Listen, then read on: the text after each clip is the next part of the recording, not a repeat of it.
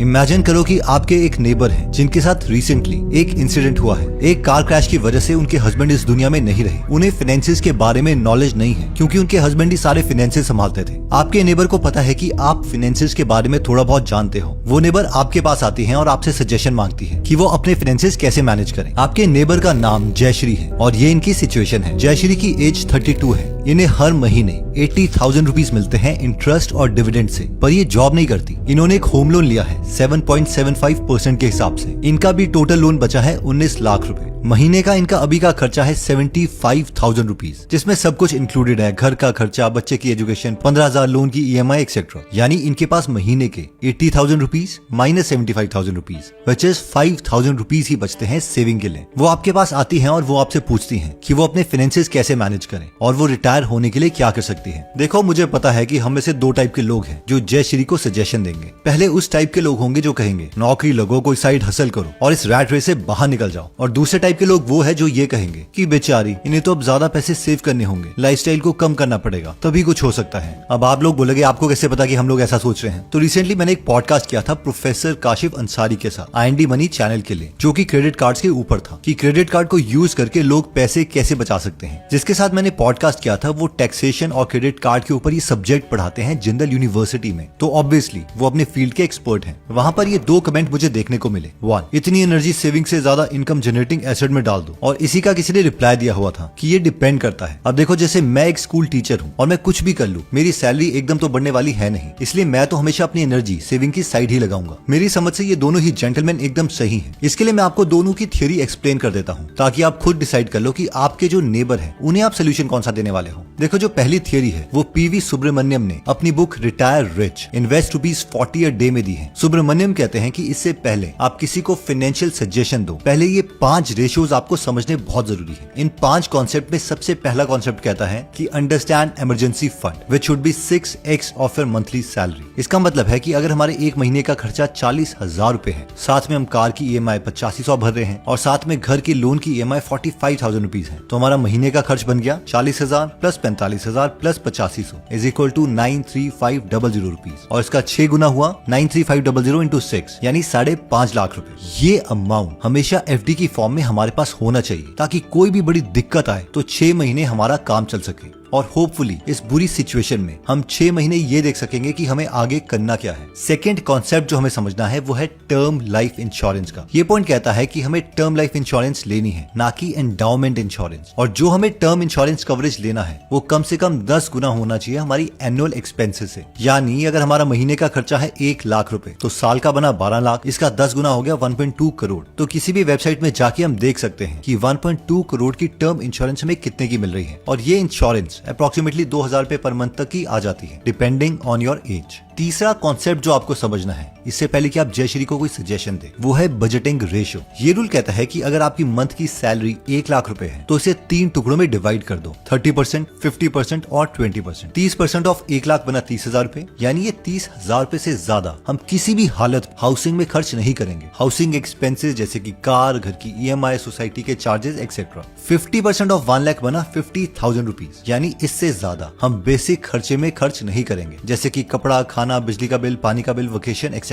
और 20% यानी 20,000 रुपए कम से कम हमें सेव करने हैं अपने फ्यूचर के लिए। किसी को फाइनेंशियल सजेशन देने से पहले जो चौथा कॉन्सेप्ट हमें समझना है वो है रिटायरमेंट अमाउंट। ये पॉइंट कहता है कि हमारे साल में जितना भी खर्च है उसे हमें 35 से मल्टीप्लाई कर देना है, तो जो भी अमाउंट आएगा उतना अप्रोक्सीमेटली हमारे पास होना चाहिए रिटायरमेंट के लिए। एज ऑफ नाउ अगर महीने का खर्चा हमारा 1 लाख रुपए है तो साल का खर्चा बना 12 लाख रुपए, इसका 35 गुना हुआ 12 lakh into 35 which is 4.2 crore rupees. तो कम से कम हमारे पास 4.2 करोड़ रुपीज होने चाहिए इस केस में। पांचवा कॉन्सेप्ट जो हमें पता होना चाहिए वो है 100 minus your age is your investing ratio. यानी कि अगर हमारी एज 30 है तो 100 माइनस 30 हुआ 70, यानी 70% उन पैसों का जो हम सेव कर रहे हैं वो जाने चाहिए इक्विटी में जैसे कि इंडेक्स फंड एक्सेट्रा। और बाकी का बचा हुआ पैसा यानी 30% हमें डेट में सेव करना चाहिए यानी कि FD, बॉन्ड्स एक्सेट्रा। तो दोबारा से आते हैं कि लेट्स से हमारी सैलरी 1 लाख रुपए है तो 50-30-20 रेशियो के अकॉर्डिंग 20% हमें सेव करने हैं यानी 20,000। 20,000 रुपए। अब इस 20,000 को हमें 2 टुकड़ों में तोड़ना है अपनी एज के अकॉर्डिंग, यानी कि अगर हमारी एज 30 है तो 100 - 30 = 70 और 20,000 का 70% हुआ 14,000। ये जाएगा इंडेक्स फंड में और बाकी के 6,000 रुपए जाएंगे FD, बॉन्ड एक्सेट्रा में। ऑब्वियसली हमें ये सेविंग तब स्टार्ट करनी है जब हमने इमरजेंसी फंड सेव कर लिया हो और हमारी टर्म इंश्योरेंस हो।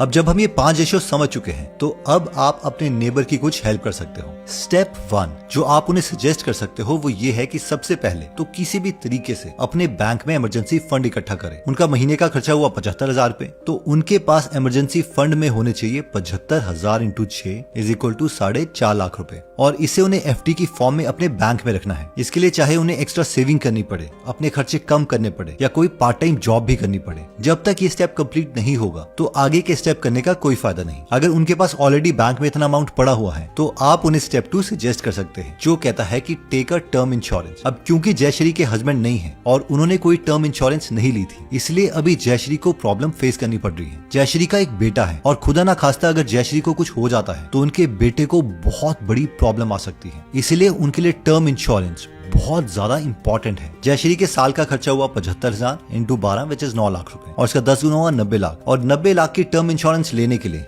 जयश्री को करीबन 1,500 रुपए पर मंथ के हिसाब से देने पड़ेंगे ताकि उनका बच्चा हमेशा सिक्योर रहे। इसके बाद स्टेप 3 है जो आप उन्हें सजेस्ट कर सकते हैं और वो है बजटिंग, यानी अब उन्हें अपने लाइफस्टाइल में कुछ चेंजेस करने पड़ेंगे, चाहे उसके लिए उन्हें अपने बेटे को दूसरे कम खर्चीले स्कूल में शिफ्ट करना पड़े और इसे हम 50-30-20 रेशियो से उन्हें रेकमेंड कर सकते हैं। यानी अगर उनके पास हर महीने 80,000 रुपए की इनकम है तो इसका 50% बना 40,000 रुपए। अब 40,000 रुपए से ज्यादा वो कभी भी स्पेंड नहीं करेगी अपने घर के खर्चों में। इसके बाद 80,000 का 30% बना 24,000 रुपए और 24,000 रुपए से ज्यादा आप उन्हें रेकमेंड कर सकते हैं कि वो कभी भी खर्च ना करें अपने वेकेशन, घर की नई सजावट वगैरह के लिए। अब नेक्स्ट जो आप सजेस्ट करेंगे वो है 20% ऑफ 80,000 यानी 16,000 रुपए। ये 16,000 रुपए उन्हें किसी भी हालत में सेव करने हैं। आई नो उनके महीने का खर्चा 75,000 है और 5,000 रुपए उनके पास बचे थे, लेकिन उन्हें किसी भी तरह अब से ये 16,000 रुपए का सेविंग नंबर हिट करना ही पड़ेगा। स्टेप 4 जो आप उन्हें रेकमेंड कर सकते हैं वो है 16,000 रुपए कहाँ सेव करें। अब क्योंकि जयश्री की एज 32 है तो 100 - 32 हुआ 68 यानी 68% ऑफ 16,000 विच इज 10,880 उन्हें किसी इंडेक्स फंड में डालते रहना है लॉन्ग टर्म के लिए। 32% ऑफ 16,000 हुआ 5,120 रुपीज उन्हें किसी डेट फंड में डालना है जैसे कि FD या high grade bond etcetera. Well done, आपने अभी तक जयश्री को काफी अच्छा प्लान दे दिया है, लेकिन आपका प्लान अभी इनकम्प्लीट है जब तक आप उनकी रिटायरमेंट के लिए कुछ सजेशन नहीं देते और ये है स्टेप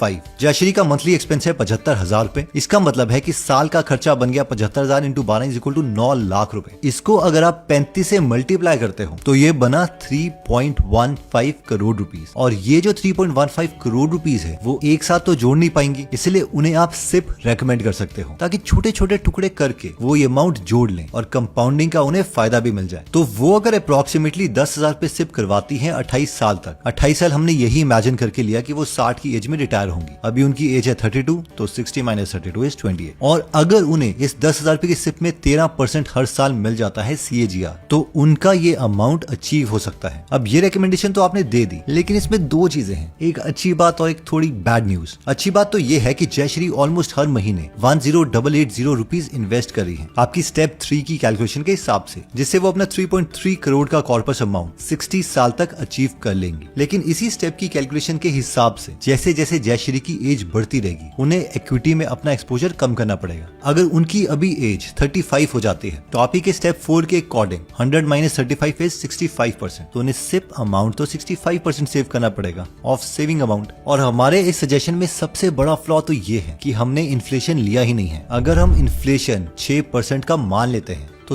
3.15 करोड़ रुपीस तो उन्हें अभी चाहिए थे, लेकिन इसी अमाउंट का इक्विवेलेंट जब वो 60 साल की हो जाएगी तो वो बनेगा 18.5 करोड़ रुपीस, जिसके लिए उन्हें महीने की अभी से सिप करनी पड़ेगी 55,000 रुपए की। और ये 18.5 करोड़ रुपए बनाने के लिए जो सिप अमाउंट चाहिए वो उनके पास तो है ही नहीं। तो अब आपसे मैं ये पूछता हूँ कि आप उनको सच्चाई बताओगे कि नहीं। देखिए, सच्चाई बताना ही बेस्ट वे है, क्योंकि मैथ्स तो झूठ बोलता नहीं है। या तो उन्हें अब अपनी इनकम इंक्रीज करनी पड़ेगी या फिर अपनी रिटायरमेंट एज को आगे बढ़ाना पड़ेगा। But for the time being जो आपने उनके लिए ये 5 स्टेप प्रोसेस बनाया है वो उन्हें डायरेक्शनली ठीक रखेगा। देखिए, इस प्लान को ऑप्टिमाइज करने का बेस्ट वे तो यही है कि हम कोई प्रोफेशनल एडवाइस उन्हें दिलवाएं, क्योंकि आप या मैं दोनों ही फाइनेंशियल प्लानर नहीं है, लेकिन वो कहते हैं ना कि bad plan is still better than no plan. ये प्लान उन एडवाइस से तो बहुत ज्यादा एक्शनेबल है जो हमारे अंकल हमें देते हैं, बेटा खर्चे कम कर लो, ज्यादा सेव करो, बाकी भगवान सब ठीक ही रखेगा। एनीवेज, अब हम आते हैं नेक्स्ट सोल्यूशन में, जो कि हमें कमेंट में मिला था कि यार ज्यादा पैसे कमाओ, ये बचत वचत में क्या रखा है। देखो वैसे तो एक्चुअल में इस सोल्यूशन की जरूरत जयश्री को है और ज्यादा पैसे कमाने के बहुत सारे मेथड्स भी हैं। अब मैं बहुत डिटेल में इस पर वीडियोस तो नहीं बना सकता क्योंकि शायद जो मेरे लिए काम किया है वो बाकियों के लिए काम ना करे, लेकिन मैं अपने कुछ फ्रेंड्स की स्टोरी बताता हूँ जो मिडिल क्लास फैमिली से बिलोंग करते थे, लेकिन अब वो इस रैट रेस के चक्कर से बाहर ही निकल चुके हैं। पहला एग्जाम्पल है शुभम सेठी का। ये एक फुल टाइम इन्वेस्टर है। अभी इनका पोर्टफोलियो